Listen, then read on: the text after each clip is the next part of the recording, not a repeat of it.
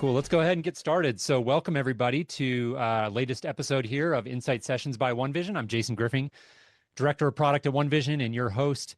Today we're joined by Kirk Chisholm, the CPO, Chief Product Officer and founder over at Portal, and a gentleman who probably needs little introduction with this audience. I know Portal's a very well-loved brand in the industry, and Kirk, happy to have you today. Thanks for being here.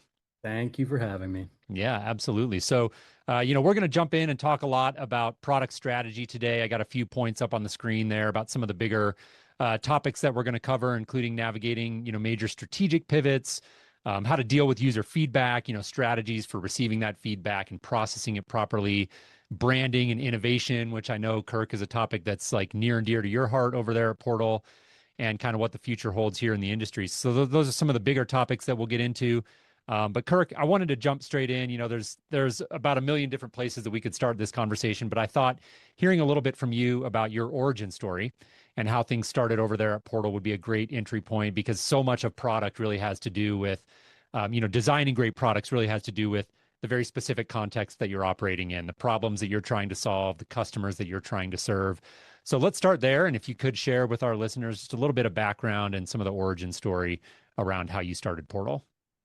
Yeah, sure. I mean, one of the most important things, and probably the most common story of any SaaS software, specifically in a vertical, is the founder of the company was in the industry and was solving their own problem. So, I mean, as most people know, I was an integrator. So I'm from Canada. I moved to the US in like 2002 and started an integration business. Um, and ours was a little bit different. Everyone sort of was doing higher end custom stuff. And my business partner at the time had a thesis that home technology was becoming more and more popular, and that houses would need IT departments like businesses did. And this was, I always like pinpoint it down to the day that the Linksys WRT 54G router came out. And for the people that are older listening to this, they know exactly what that device is. And that just kicked off really a boom in home technology, because now the network could just make everything more, um, just more connected and fun, right? Geek Squad was just bought by Best Buy. Robert Stevens built that. And so my co-founder, he was graduating at Notre Dame, and this was his thesis. Like, we want to build a home technology service provider for homes, and our goal was to become a national provider. So no matter who you bought your hardware from, or whatever problem you're having technology-wise, we would come to your house and fix it, right? Now, many integrators are probably listening to this going, how in the world? Like, I could picture people at OneVision, or even, Joey, thinking about how could you think about supporting every brand? I mean, I was young and kind of naive. This is what I did when I started my integration business. So I thought we can just do this at scale. And the truth is, it worked out quite well. Um, so our plan was to, like, we had to figure out how are we going to get into different markets, because we started in Chicago on day one and no one knew who we were. And so we decided to partner with retailers. So at the time, Circuit City had installations, and Sears had was just starting their installation services for home technology. And we also thought that Costco needed home technology installation.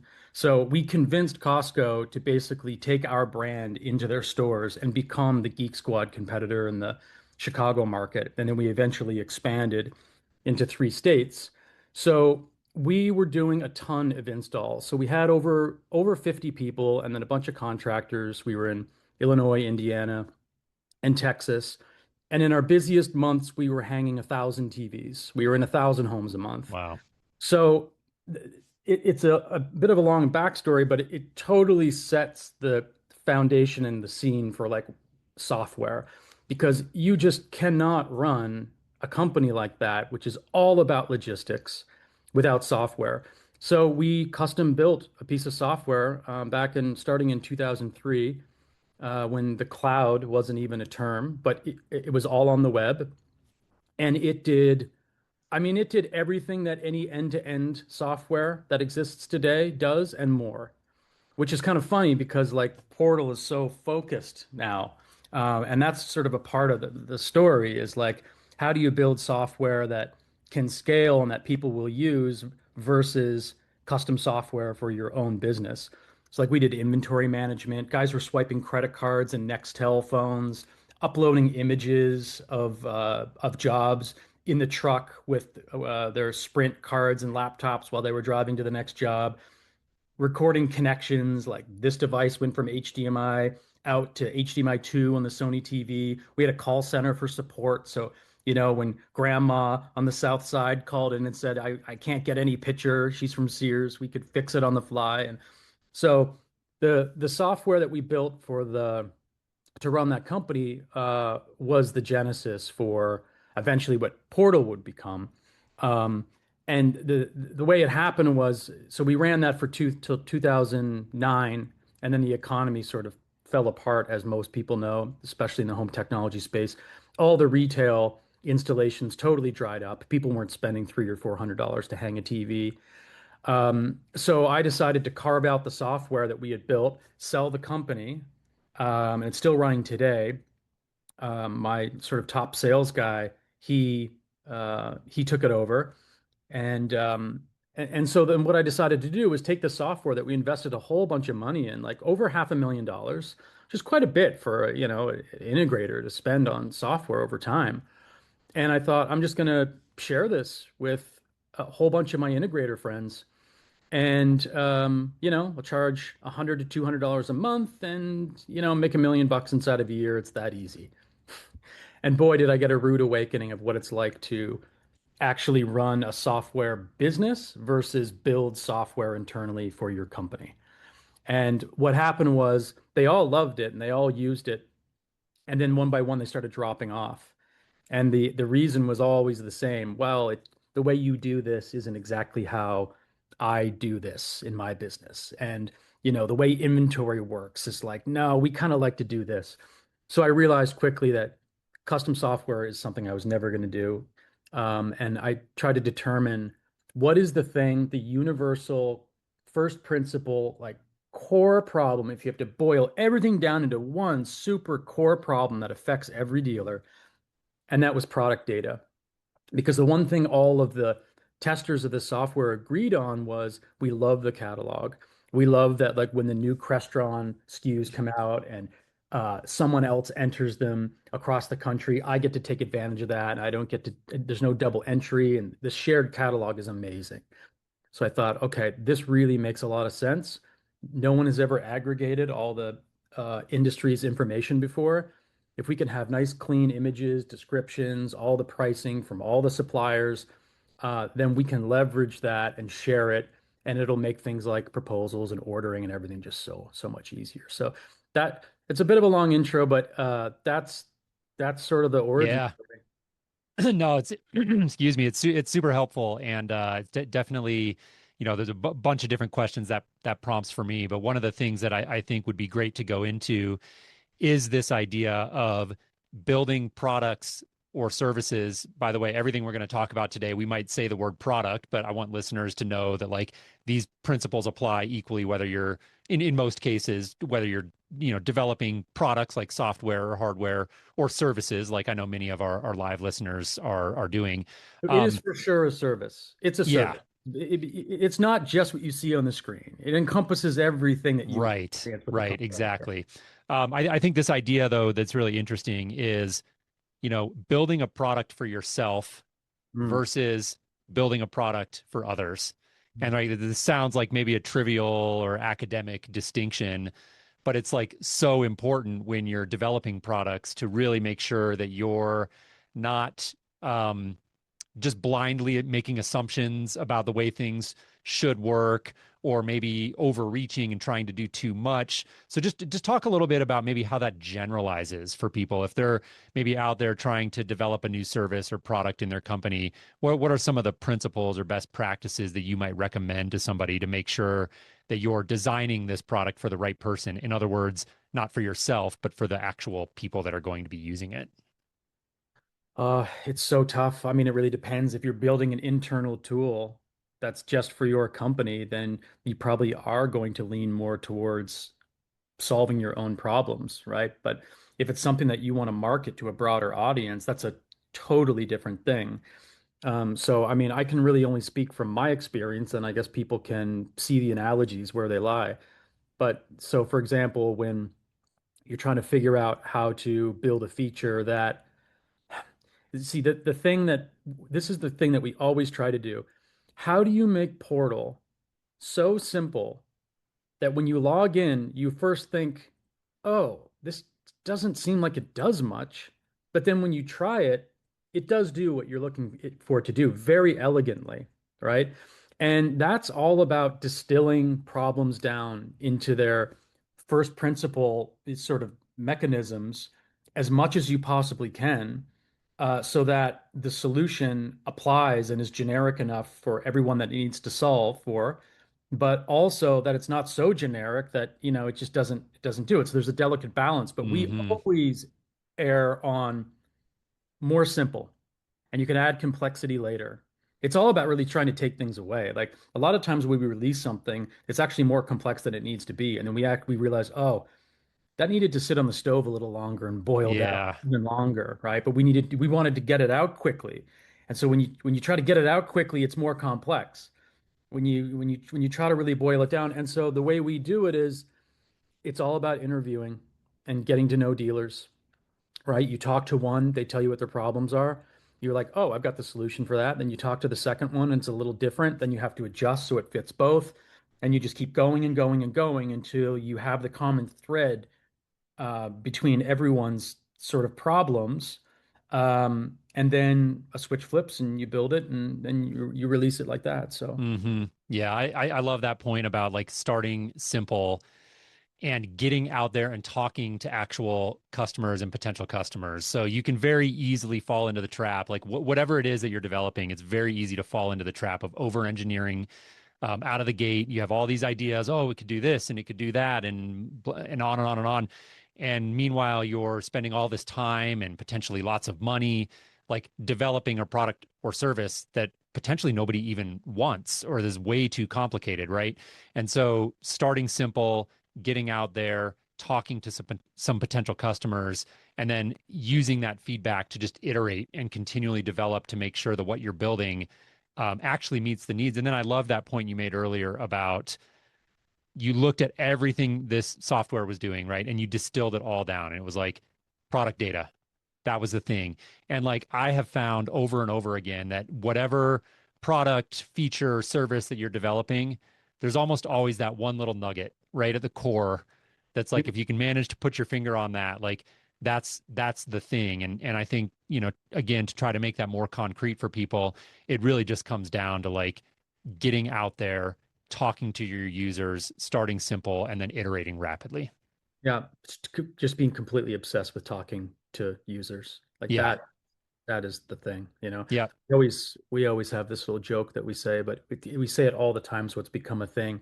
When we talk about whether we should build a feature, we're like, you realize if we have this baby, we need to raise it until it gets to college, right? Yeah. So like, and that's the I thing love with that. every Yeah. feature. And you can't really learn this conceptually or theoretically. When you start doing it for yourself, you're going to over engineer and overbuild things because it's exciting when you have ideas and they're like, oh, this would be awesome. You just can't help yourself but to build it. You have to learn the hard way, which is, oh, I know what it feels like to pay the consequences, to have all these things that I now have to maintain.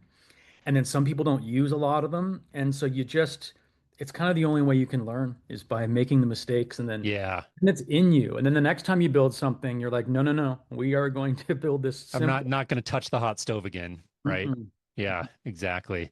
I want to shift directions a little bit and actually talk, funny enough, about shifting directions. So, I know have had like a journey like any business out there, right? As far as getting to where you are today, there was the early days of supply stream, then to Portal, different kind of models that you've gone through. We don't have to get into all of the gory details, but I'd love for you to share some of those bigger takeaways that you've learned from going through, like give a little bit of context to what some of these big pivots were that you guys had to go through as a company, and then we can talk how to again generalize that advice to people, because a lot of product development, like we were just talking about, is rooted in like you have to kind of ground yourself in the idea that you're not going to get it right the first time. Like No. what you're going to put out there the first time is going to be flawed potentially in some significant ways, and it might be really hard to pivot and change course, but that is just part of the process. So talk about some of your journey as it relates to some of the bigger strategic pivots that you've had to make, and what are some of the big lessons that you've learned in doing that? Yeah. Okay. So, I mean, I guess the major pivot was when we launched, we were Supply Stream was the name of the company before Portal. And we sort of built this thing, they call it stealth now, when you build something and no one knows about it and you launch it in the market. We didn't know what that meant, but I knew that we wanted to build it. We didn't want to take out an ad in a magazine or get an article written about what we were going to do. We were going to do it and then launch at Cedia. So we did it for about 2 years. We built the catalog and we launched it. And immediately, as you can imagine, like this company pops up that has aggregated all the information. There was a ton of buzz. And what happened was we got a lot of interest from suppliers and distributors who are like, whoa, we've been trying to build websites, good websites for several years, and it's so hard. And, just the design alone. And you've basically built a website for the entire industry for every distributor, and you already have the product. Like, we can't build our own. You just built one for every single distributor that exists. We even had little microsites for the distributors back at the time where you could click Hmm. on a brand and it would show the brand and or the distributor. It would show all the brands they sold. And so we fell into a bit of a trap, which was, and I'll bring it back to the major lesson we learned, but the trap was um, listening to someone who wasn't really our customer. So a distributor came to us and said, "This is amazing. We want to be involved. We want to help you. You're trying to sell subscriptions to dealers, but this has way more economic value for us. So why don't we pay you and make it free for the dealers? That we get what we want, you get what you revenue what you want. Dealers don't have to pay anything." And I thought, I mean, that sounds ideal. Hmm.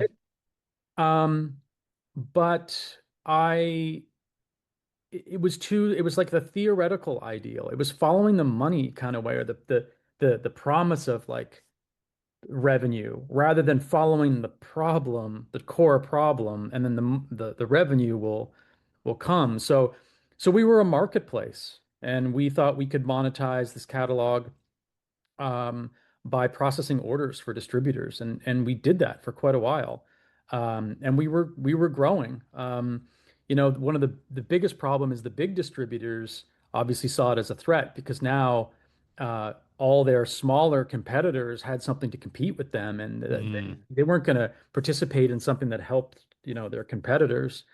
And so ultimately, the model it didn't work.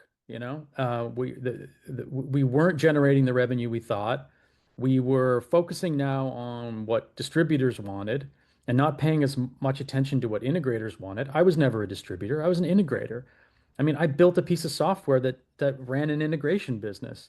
And so looking back, it's really easy to see that that was a mistake.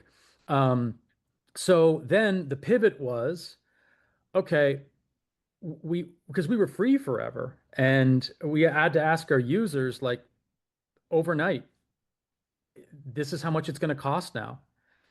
And overnight, like 50%, about 50% of people, no, a little bit more stayed. And within a couple months, 80% were back. And we Mm. thought, hmm, there's something here. Like they really do enjoy this interface. And then we asked them, what should we lean into? And they're like, it's so obvious, proposals. And so we started basically focusing back on what integrators need to better run their company vis-a-vis sales and proposals. And it's just been steady growth, profitable every month ever since. So Yeah.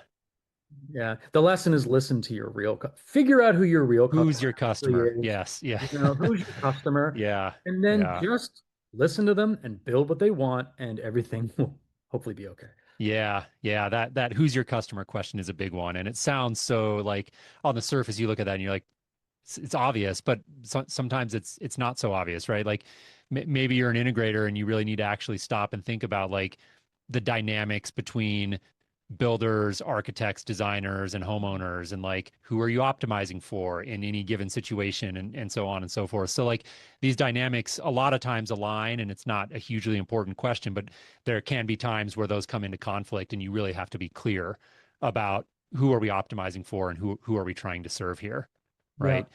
Um, what I'd love to zoom in on a little bit there was the navigating that change with your users, right? So Mm. you had a bunch of users that overnight went from a free product to a not free product, Well, right? actually, I'll correct that. A lot of them were getting paid, right? We Oh, had oh, yeah, rewards program. So like it was yeah, it was very nerve-wracking to yeah, it was like this moment, right? Like it's like when you're younger and you try to figure out what grade you got on a test. You wrote it and you had no idea whether or not you had no idea how good you did.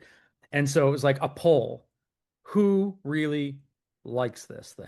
Like how do you really love me or did you love me for the money and that it was free, you know? yeah, And it yeah, turns out people really loved the product and it was just such a relief, you know? And it's deeply inspiring, right? To be I'm able sure. to get that feedback, people sort of voting with their wallets and saying, no, we're sticking around. Hmm. Um, yeah, and then we just It's a big one. I mean, at OneVision, we see this all the time, right? We're working with integrators who are in a position with in our specific scenario, it's with respect to servicing and supporting clients, right? And you have all these clients out there who have been receiving service and support in a certain way, Mm. and now the integrator's changing, right? Where it's like, hey, if you want to pick up the phone and call me 24/7, there's now going to be a Yeah. price associated with that. And that, the fear of that change is very real and very understandable. What we see over and over again, having done this now with hundreds of integrators, is that the response from users is way friendlier and Oh way yeah. more understanding than most people think. Like it's very easy to go to the fear scenarios, right? Oh, totally. I mean, as an outsider, kind of in that scenario, that's obviously not exactly my business, but I can think as a customer, like I imagine most customers are thinking, why am I not getting an invoice? Like I'm not going to say anything, but like they're just going to keep servicing this thing. Like this Yeah. happened to us with a piece of software subscription that we were running. They changed their plan and they put us on a free plan with all the features we had before, and we've been getting this free service. And I'm just like, one day this has to end. So, when the integrator decides they want to start charging for service, it can't be a surprise. The gravy train is sort of ended for the customer. Yeah. It's like, Yeah. okay, well, it was good while it lasted. No, you know. Exactly.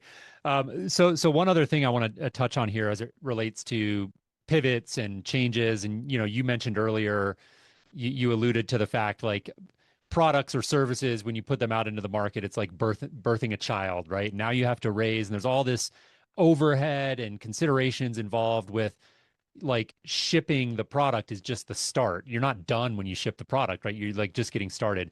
So now you've got all these operational considerations. And when you do have to go make some sort of change or pivot, it can be very difficult for internal teams as well, not just customers, but like internal teams to get their heads around this. So when you guys had to go through like this major pricing change, did you have any internal dissension? Was everybody pretty aligned? Like, talk to me a little bit about how the internal process worked when you guys were staring down the barrel of this major kind of strategic pivot, and how did you navigate that as a leader inside of your company? There's nothing that aligns and gels a team more than like getting in the trenches and going to war together. Like you have no choice.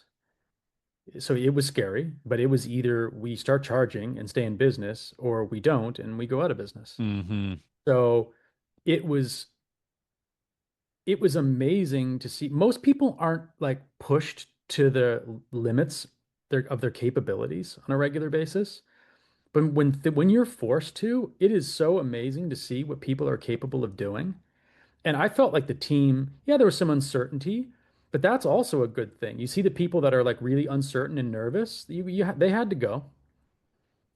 That's we can't have this right now, right? We need everyone like aligned, and it's okay to be nervous and not be able to handle it, but certain people have to leave the team. The others are ready to forge ahead, and it was exhilarating. Hmm. So great to see everyone just like focus on like Yeah. like build this new chapter. It was amazing.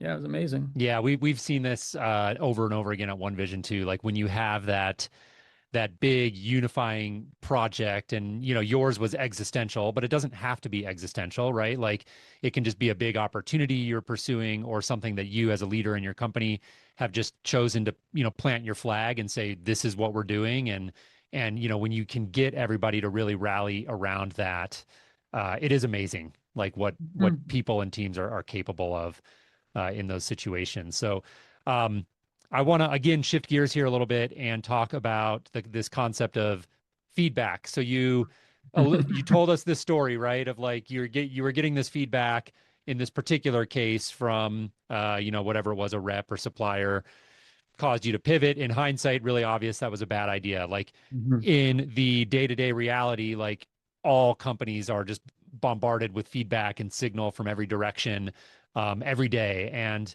it can be really hard to parse through all of that feedback, separate the signal from noise. And then even once you feel confident that you've separated the signal from the noise, making decisions about what to act on, what not to act on, et Yeah. cetera. So like diving into that, maybe starting with just like what's your kind of overall mentality or process for gathering and kind of triaging feedback Okay. from various directions? It depends on the stage of the business. Okay. So if I was starting a brand new company, and I was getting feedback, and I tell the team sometimes, less so now because we really kind of know what we want to build, but definitely early on. Guys, it's very important that when feedback comes in from people, you delete it. Delete it. Delete it. Do not write it down. Do not store it anywhere, and stop with the stupid lists. Okay? Do nothing with it.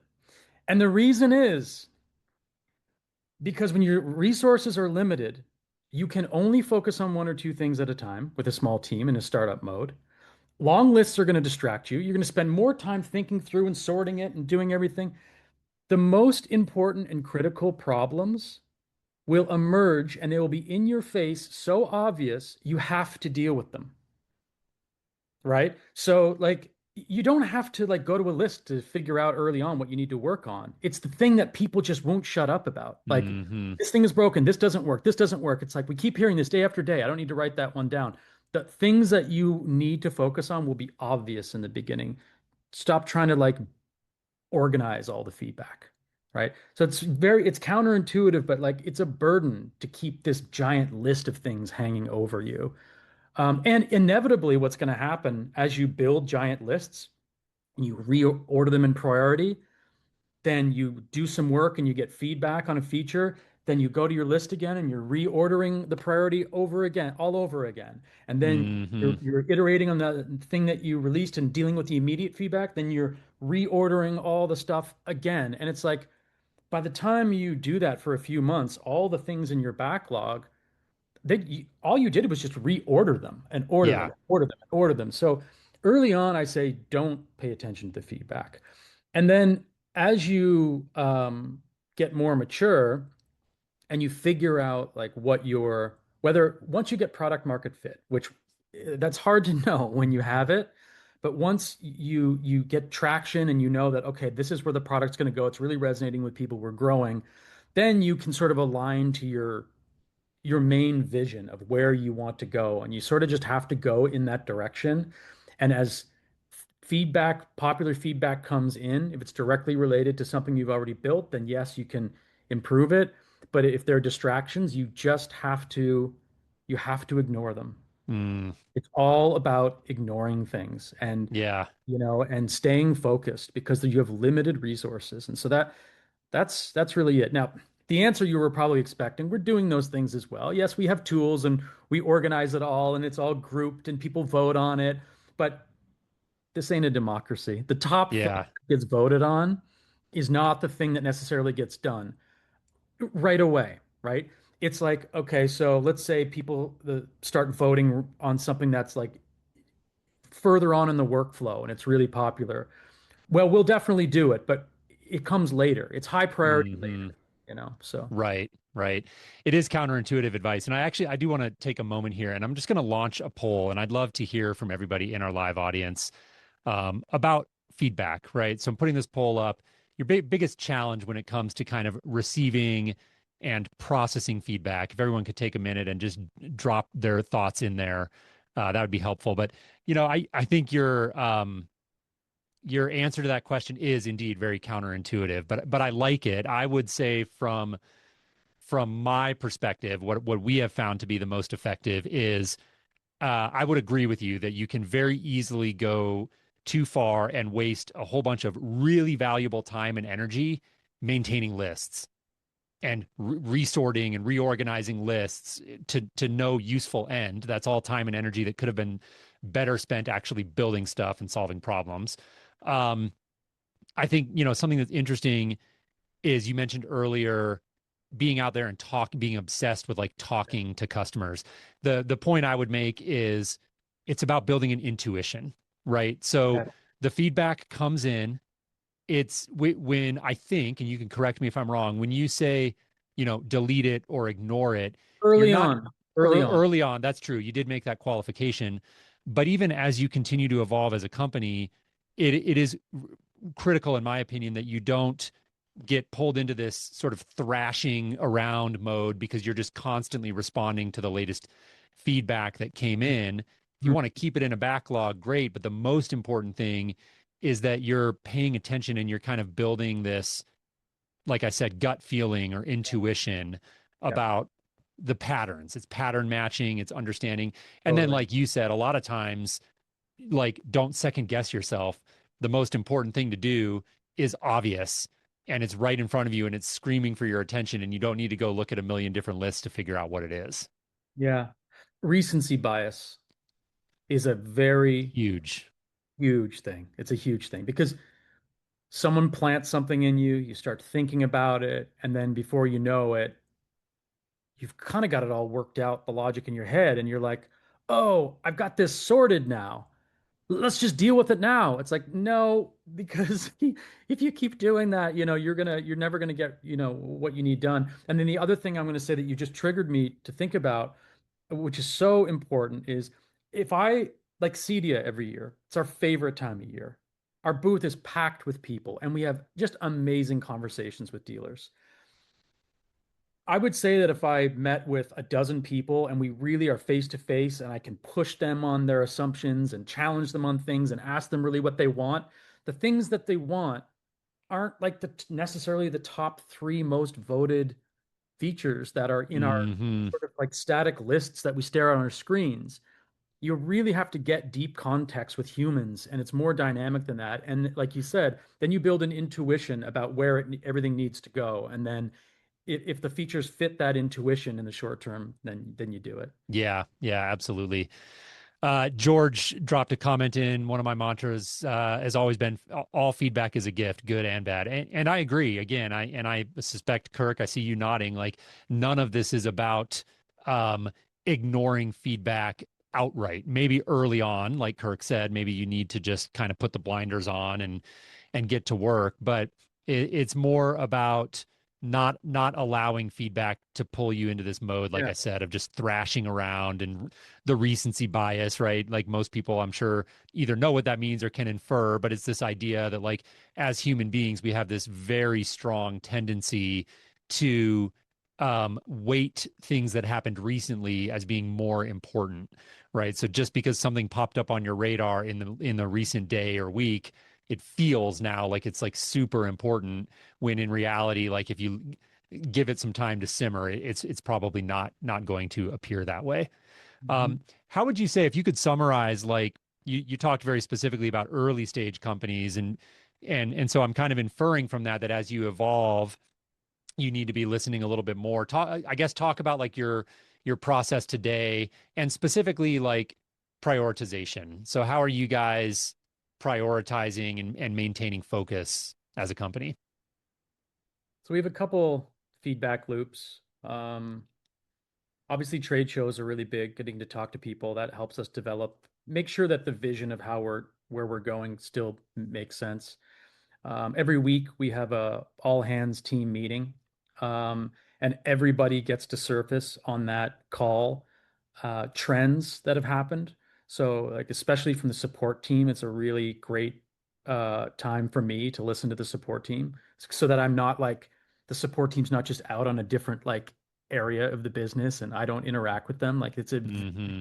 important feedback mechanism. And so they'll surface trends that are coming up. So it's like I don't want to hear about everything you did this week and all the support questions that came in. But if for some reason this week, you know, 5, 6, 7, 8, 10, there's a pattern of something new coming up, then it's like, oh, we need to think about that. Like, why now? Is everyone have a problem with QuickBooks? Did they change something or something like this? So things like that, that's pretty important. That's the short-term stuff. Um, but then again, it just comes back to vision. It's the most important thing that you have at least one person, or maybe sometimes at most one person on a team that has a clear vision of where they want the product to go. And for us, ours is pretty obvious, kind of.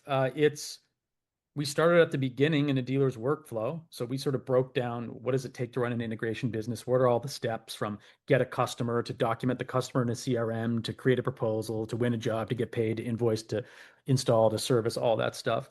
And we're just going linear, right? So it's like, have we nailed the front end sales piece?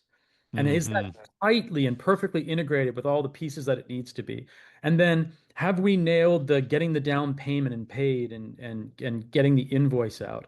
Only then when we're really confident and people tell us we have to hear dealers say they love it, right? Not just this works. No, I love the way you did this. Then we can start going to the next stage. So there's different approaches, right? You can sort of go shallow but across the whole thing and then get end to end quickly. Or our just approach is just going deeper first, and then only once we feel like we're ready to move to the next stage, we do. Hmm. Yeah, and there really is no right or wrong. There's Mm-mm. no formula that anybody can give you, right, for how to prioritize within your company.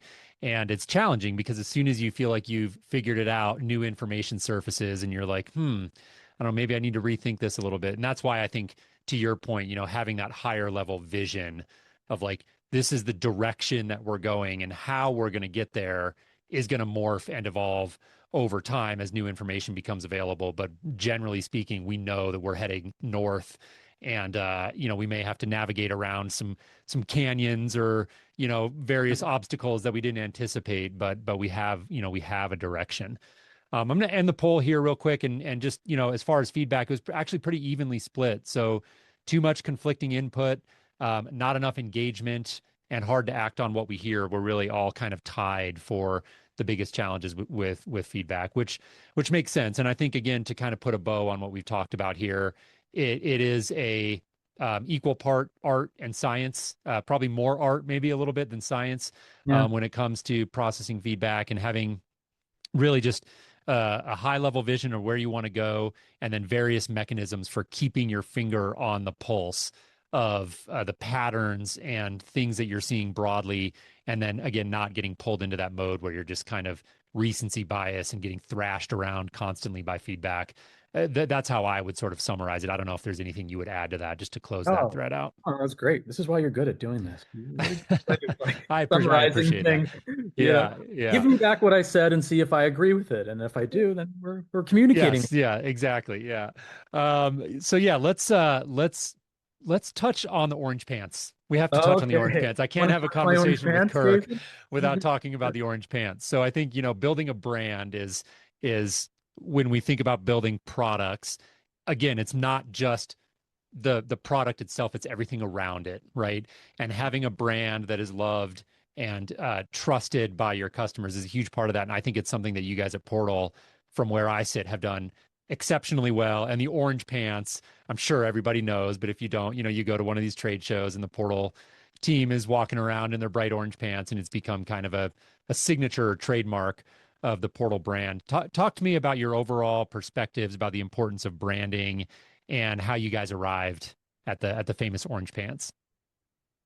I mean, I'll start sort of at the end, which is like branding for me is all about how it makes people feel, right? I remember when I first started hiring some designers, like professional designers to help me build things, and they would show me mock-ups and I would go, doesn't feel right, or this feels great.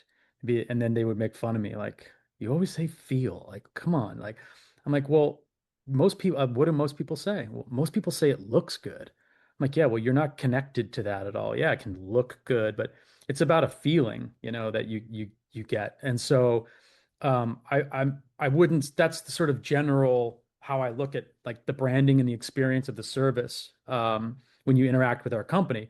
It's certainly not what, the reason I chose orange pants at the first trade show. I mean, I wasn't like, to be honest, I think it was really nothing other than I had been to enough of these CEDIAs. We were brand new and we weren't going to be in khakis and a sport coat. Because you walk into one of those shows and everybody looks the same. So I'm like, how can we stand out in a way that's not too over the top and will be perceived as like cocky or brash, you know? And I honestly don't know. I don't know where the color orange came from. I think I probably picked it because it's a good, fun, lighthearted, neutral color. Most people don't have orange in their branding. So oh, here's another influence. I'm a big golfer. I'm really into golf. And at the time, for those of you who golf, Ricky Fowler was the sort of hot young guy, and orange was his thing. So he wore orange pants on tour. And so the orange pants we wore at the first trade show were Puma Ricky Fowler orange pants. And now that fad is over. And so now, a fun fact, Josh, who most people know, he's in charge of getting custom pants made, and he has a dye shop that we use. So Oh, we, no kidding. That's yeah, funny. so we have to custom dye those pants. You guys Material. are committed. You're committed now to the orange pants. We are, Make because it we got happen. the feedback we got. Like people came into the booth and they're like, "This is kind of fun." They're like, "Oh, Yeah. we were wondering, are you guys European? Yeah, this is kind of like different." And I was like, That's funny. "Cool." And then That's funny. it just became a thing, and Yeah, yeah, it's totally. everywhere. I think your point about feel though is like such a good one, and I think that for anybody out there, I'm sure we have a lot of owners and company leaders on the call today, and I think it's that this is something I am more naturally wired to be more analytical, logical than more like feel intuition driven. That's just kind of my wiring. And I've had to learn to be, to kind of force myself to shift into that mind state more often of like, well, let's stop like over rationalizing and Mhm. over analyzing this and just ask ourselves the question of like, if you were a user engaging with this product or feature for the first time, how would it feel? Like, does it That's it. feel That's good? it. That's it. You That's it. know, What right? designers call it is the term, and most people I don't doesn't resonate well. Radical empathy is what you need to have. Radical empathy. Hmm. Kind of like, it's something I need to memorize. What does it really mean? But it's exactly what you said.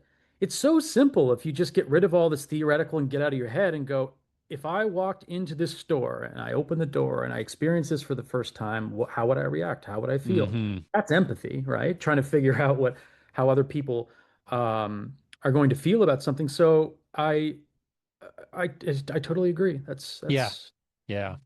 It's a great point. So let's I want to talk a little bit about we're running a little bit short on time here, but I want to make sure we touch on the topic of kind of innovation in general. AI specifically is obviously on a lot of people's minds. I know you guys released not this past CEDIA, but actually the CEDIA before. You had the new AI proposal feature. We don't have to get too into the details on that. You share what you want on it, obviously, but like my question is a little more broad of like, how do you think about um innovation as it relates to like in any business? There's kind of this, what do we have to do to just keep servicing the core business and keep the lights on and keep the train moving versus when do we stop and kind of pull back and say, hey, we want to take a big swing at this new sort of feature. So I guess maybe talk a little bit about just your approach to innovating and pushing and where you see Portal going and how you're kind of navigating those decisions about when to really push in a new direction versus stay focused on your core. I mean, the direction kind of has to stay the same, I think. Like we we did not plan on doing the AI builder, okay? Um, but I sort of took the whole AI thing as a little side project, and I was thinking about like how could this work and help us? And what I hate is technology in search of a problem. Hmm. There's a new shiny thing, and then you're like, how can I use this to solve some clever problem? And it's like, okay, is that's how committed you are to your vision? Like just going off to try to think of things. No, what's next and that what do we have to build? And can AI help us build the thing we were going to build next anyway? And can we build it in a different, more efficient and faster way? That's kind of how I look at it. And AI certainly can enable that to happen. Building faster, designing faster, testing product data, like just so many things it helps with. Hmm. Um, but there's a flip side to it. And speaking of AI again, like so we launched at Cedia. I had this experience where I tried using AI with service people that were working at my house and in the proposal realm, and I sort of like used it to check their pricing and things, and I was like, "Whoa, this could actually work." And then I just, I don't know, I got obsessed with it. I'm like, "We're a proposal tool. Like, I mean, this seems like hand in glove." Hmm. So we did it at the cost at the cost of bumping things in our roadmap by a few months. But what I thought was it was important to come to the show and show our users that we were capable of innovating quickly, um, and building something that actually was useful, right? Like so much AI, I think people roll their eyes at because it's companies trying to like show that they have something AI, and it's just not, it doesn't tie into the core product. It's just Yeah, a it doesn't simple solve it trick. doesn't solve like a real problem. No, exactly. Yeah. And so when people saw our proposal tool, they I mean they were blown away. It's amazing. It's really, really cool. It actually solves a problem. Hmm. That was the overwhelming feedback. But there was enough feedback, not just one person, otherwise again, I would just ignore it, right? Hmm. There was enough people that are like, why the F did you do this? Like, there Interesting. are things that I've been waiting for so Yeah. long. And you're over here screwing around with like AI. You're jumping on the AI bandwagon with everyone else. And some of those people be turned around like, no, you don't understand. Like, look at this. And then some of them are like, oh, this actually is pretty cool. But others actually were kind of repelled by it. So sometimes if you try to always jump on the cutting edge new thing for the sake of doing it, you're going to actually have a negative reaction to from your users. Yeah. Yeah. That makes a lot of sense. All right. Well, we're going to wind things down here. Before we do, I have one more question for you, Kirk. But before I come to that, if anyone in the audience has any questions for Kirk, anything follow-ups to what we've talked about, questions that we haven't asked that you'd love us to touch on, do feel free to drop those into the chat. While we're waiting for those to come in here, Kirk, I'd love to zoom out and just talk a little bit about Portal and what's next. You've shared a lot of really valuable kind of mental models and techniques and approaches. Talk about how you're applying those at Portal. What are you guys focused on right now, and what do you see next? What should people expect from Portal in the months ahead? I got distracted by some of the messages coming in, so I actually didn't even hear the first part of your question. But so what's coming up next? Is Yeah, that what's next? What are you guys focused on at Portal? um we're still in the invoicing and payments stage. We're working on that. Integrations are always a big thing for us, but continuing to improve the proposal tool. There's still a lot more that can be done. Like deeper level things that people have asked for a long time, but it was just sort of too advanced early on to do. Not too hard, but just like it was just too detailed for the average integrator. So things like system views and phase views to transform the proposal. Just a lot of like cool improvements and refinements to the tool. So Awesome. Good stuff. And one comment did come in. from George, excited that you guys are collaborating. Any insight or preview on how OneVision and Portal might start integrating? So you touched on integrations there, and I won't say too much on this call, but I will. I do feel comfortable sharing that we are actively in conversations about that and doing some early kind of development. And Portal is an awesome company, and we're excited to be working more closely with you guys in the future. So for any of you out there who are OneVision and Portal users, stay tuned. Definitely more to come on that front. So Mhm. it doesn't look like any additional questions have come in. So with that, I think we'll go ahead and wrap up today's call. Kirk, this has been awesome. Always enjoy talking to you, and so happy that others got to kind of sit and listen in, because I always find our conversations just like super fun, and I always come away feeling like I learned a thing or two. So hopefully others share in that perspective. If there's anybody on today's call who wants to connect with you, has a follow-up question, maybe wants to learn more about you and what you're doing over at Portal, what would be the best way for them to do that? Kirk at portal.io. Easy peasy. We love Yeah. it. All right, Kirk. Well, thanks again for joining us. And thanks to everybody who took some time out of your day to be here. We'll go ahead and wrap up. Hope everybody has a great rest of your day. Talk soon. Thanks. Take care.